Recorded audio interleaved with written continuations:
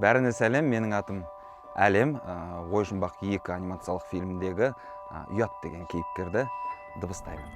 Жұдырық тиіз, жоқ, сәл жоғары, алақаның терлеп кетіпті, достым.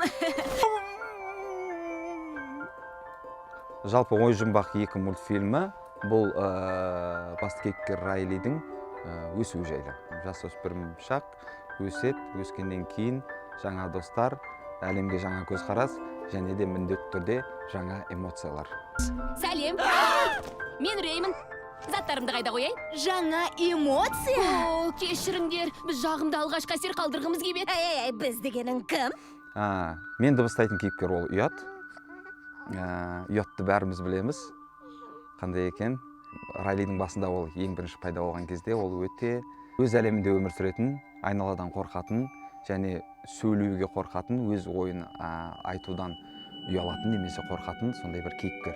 Қазір қатырамын. Қуаныш, жай сұрағаным ғой. Бәлкім мен... Рахмет, қазір емес. Өміріміздің соңына дейін масқара бола қоймаспыз. Ең бірінші ассоциация Диснеймен бұл Муфаса. Симба емес, маған Муфаса ұнайды. Сондай өмірді көрген, үлкен шал, сондай патша, гиеналардың айтатын жері. Муфаса келсе бәрің бірден қорқасыңдар ғой. Муфаса дейді, қорқынышты, тағдайчы, Муфаса, дейтін жер. Сондықтан, Муфаса ең бірінші ассоциация. Жалпы мен ойлаймын, өзім кейіпкеріммен қатты ұқсаймын деп, себебі мен де кішкентай кезде өте ұялшақ, өз ойымды толықтай жеткізуге ұялатынмын. Және де киінгенде де бірдеңе орынсыз айтып қалсам деген сияқты ойлар көп болатын. Сондықтан ұят жағы менде сондай өте қатты дамыған еді.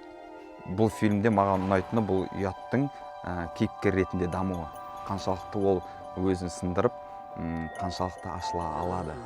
Ұятқа мен негізі қатты бауыр басып болдым. Фильм дыбыстауда бұл менің бірінші тәжірибем. Жеңіл емес екен. Мен ойлағам негізі жеңіл болады деп.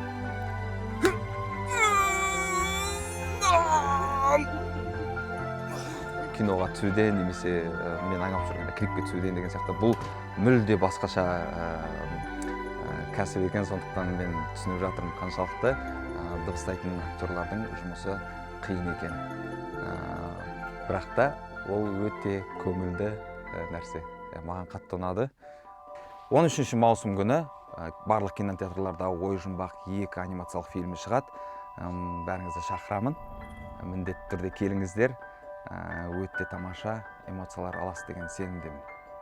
Көрісеміз сол жерде.